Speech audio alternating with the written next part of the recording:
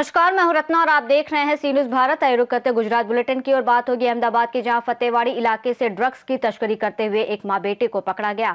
साथ ही बात होगी बरोड़ा की, जहां डभोई नगर पालिका ने पब्लिक जगहों पर गंदगी फैलाने वालों पर केस चलाने का ऐलान किया है। ऐसी ही तमाम खबरों पर विस्तार से चर्चा करेंगे इस बुलेटिन में।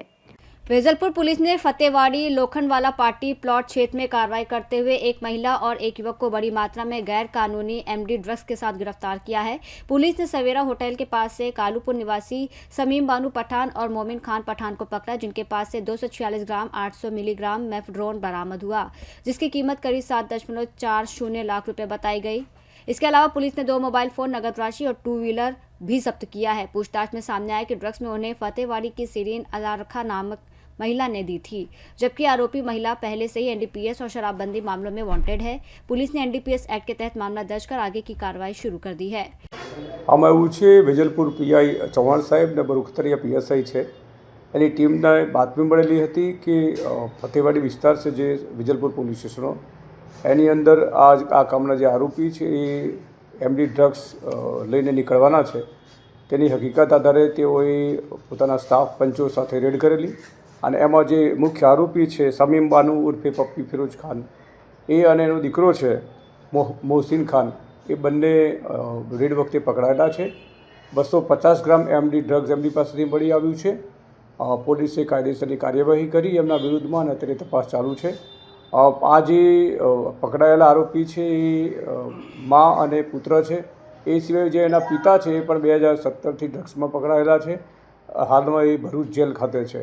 આ જે આરોપી પૈકીના જે મહિલા છે સમીમ બાનુ, એ પણ જે એસઓજી અમદાવાદ શહેર છે એના એક એનડીપીએસના ગુનામાં વોન્ટેડ છે અને એની તપાસ ચાલુ છે। આ સમીમ બાનુની ભૂતકાળની હિસ્ટ્રીમાં એ સાણંદ પોલીસ સ્ટેશન ખાતે પ્રોહિબિશનના ગુનામાં પણ પકડાયેલી છે।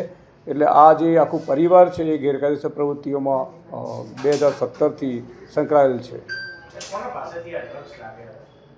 અત્યારે જે પ્રાથમિક તપાસ કરી છે એમાં એક જે શિરીન અલ્લારખા કરીને મહિલા છે એની પાસેથી આપણે મેળવ્યું છે ને આ લોકો મોરબી ખાતે લઈ જઈ અને ત્યાં શિરીન જેનું નામ આપે, જેનો કોન્ટેક્ટ કરી આપે એને આપવાનું હતું એવી હકીકત જણાવેલી છે અને આ અગાઉ 2 વખત એ ત્યાં આપી આવ્યા હોવાનું અને આ ત્રીજી ટ્રીપ કરતાં પકડાયેલ હોવાનું અલબત્ત તપાસમાં ખુલેલું છે। हाँ, शीरीन है अमदावादनी रामोल विस्तारनी है। हाल में फतेवाड़ी खाते सरखीर पोलीसनी हदमां रहे छे। अत्यारे ए पण वोंटेड छे, पकड़ाયેલ નથી।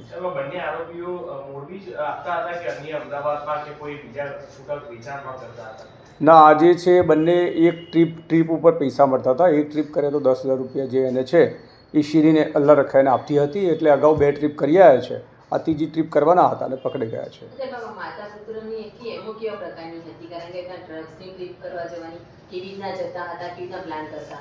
તે અહીંથી જે ટ્રાવેલર્સ જતી હોય છે અમદાવાદથી મોરબીમાં, એમાં અહીંથી ટ્રાવેલર્સમાં પેસેન્જર તરીકે બેસી જતા હતા અને ત્યાં જે રસ્તામાં એમને કોન્ટેક્ટ કરી આપે એને લોકો ત્યાં આપીને પાછા આવતા રહેતા હતા। अहमदाबाद से सी न्यूज संवाददाता योगेश गोस्वामी की रिपोर्ट। गुजरात में सार्वजनिक स्थानों को साफ रखने के लिए सख्ती बढ़ाते हुए वडोदरा की डभोई नगर पालिका ने बड़ा फैसला लिया है, जिसके तहत अब सार्वजनिक जगहों और रिहायशी इलाकों में कचरा फेंकने वालों पर सिर्फ जुर्माना नहीं लगाया जाएगा, बल्कि उनके खिलाफ कोर्ट के जरिए कानूनी कार्रवाई की जाएगी और जरूरत पड़ने पर जेल भेजने की भी तैयारी है। नगर पालिका का कहना है कि जागरूकता अभियान, जुर्माने और डोर टू डोर कचरा संग्रह की व्यवस्था के बावजूद लोग सड़कों पर कचरा फेंक रहे थे, जिससे ये कदम उठाना पड़ा। फिलहाल शहर में 50 डोर टू डोर कचरा 100 सफाई कर्मचारी तैनात हैं और शिकायत के लिए टोल फ्री नंबर 14420 जारी किया गया है, ताकि 12 घंटे में कचरा हटाया जा सके। નગરપાલિકા દ્વારા જે પ્રકારે આ કોર્ટ ટ્રાય હવે ગંદકી કરનાર સામે લાલાત કરી છે, શું કહેશો આ બાબતમાં? આ અવેરનેસ લાવવા માટે કયા પ્રયત્નો કર્યા છે? ન થાય તો આ કાર્યવાહી કરવી પડી। ડભોઈ નગરપાલિકા રાત દિવસ સફાઈ માટે કાર્યરત રહી છે। રાત દિવસ એક કરીને શહેર સ્વચ્છ અને સુંદર બન્યું રહે એ માટેની કાર્યવાહી કરવામાં આવે છે, પરંતુ શહેરના ઘણા અસામાજિક તત્વો દ્વારા લાખવાર સમજાયા છતાં પણ સ્વચ્છતા માટેના પોતાના જે જવાબદારી છે તે નિભાવવા માટે તત્પર નથી બની રહ્યા। ઘરનો કચરો રોડ પર લાવે છે અને એના લીધે જો સ્વાસ્થ્યના મોટા મોટા જોખમ ઊભા થાય છે। આ કારણસર ડભોઈ નગરપાલિકાએ હવે સખત બનવાની જરૂર પડી છે અત્યાર સુધી અમે સિંગલ યુઝ પ્લાસ્ટિક જે પેપર કપ પ્રતિબંધિત કર્યા છે તે તથા કચરો કરનાર સામે દંડની કાર્યવાહી તો કરી જ હતી, પરંતુ આ જે વારંવાર સૂચના અને દંડની કાર્યવાહી કર્યા છતાં એનું કોઈ નિરાકરણ ના આવતા હવે અમારે કેસ કરવાની કાર્યવાહી પણ શરૂ કરવામાં આવેલ છે. અગાઉ કેટલો દંડ વસૂલવામાં આવ્યો છે જે નિષ્ફળ રહ્યો તો આ પરિસ્થિતિ આવી? લગભગ પાછલા વર્ષે સિંગલ યુઝ પ્લાસ્ટિકને બધું થઈને છે ને 1.5 લાખ ઉપરનો દંડ વસૂલ કરવામાં આવ્યો છે. શહેરના વિવિધ ભાગોમાં અમારા દ્વારા સીસીટીવી કેમેરા લગાવવામાં આવ્યા છે. એની સાથે સાથે સ્પેશિયલ ઓર્ડર કરીને સ્ટાફને પણ ફિલ્ડમાં મોકલવામાં આવ્યો છે અને શહેરના નાગરિકો દ્વારા જે ફરિયાદો મળી છે એના ઉપર પણ રિએક્ટ કરીને આ કાર્યવાહી કરવામાં આવેલ છે. આ કેવી રીતે કેસ કરવામાં આવશે? સીસીટીવી કેમેરાનો ઉપયોગ થશે કે સ્કોડ બનાવવામાં આવ્યું છે કે જે આ દેખરેખ રાખશે? આની માટે એક સ્પેશિયલ ટાસ્ક ફોર્સ ઊભી કરવામાં આવી છે, જેનું લીડર અત્યારે હિનાબેન રાઠવા અમારા જે એસઆઈ છે તેને બનાવવામાં આવ્યા છે. એમની અંતર્ગત રહી આ જે સ્કોડ છે એ માત્ર ને માત્ર જે સફાઈમાં અડચણરૂપ કરી રહ્યા છે એવા લોકો છે એમને આઈડેન્ટિફાઈ કરી અને એમની વિરુદ્ધ દંડનીય તથા સજાકીય કાર્યવાહી કરશે. 183 થી 195 મહત્તમ કેટલી સજાઓનો દંડ છે? સજા શું છે? એની દંડની જોગવાઈ શું આવશે? આમાં જે પ્રકારનો ગુનો બને છે તે પ્રમાણેની દંડની જોગવાઈ કરવામાં આવે છે. 500 રૂપિયાથી લઈને 10,000 સુધીનો સફાઈનો દંડ રહે છે. સાથે સાથે જો વધારે ન્યુસન્સ ફેલાવવાનો કાર્યવાહી થાય તો એવા કિસ્સામાં 6 મહિના સુધી કેદની સજા પણ થતી હોય છે.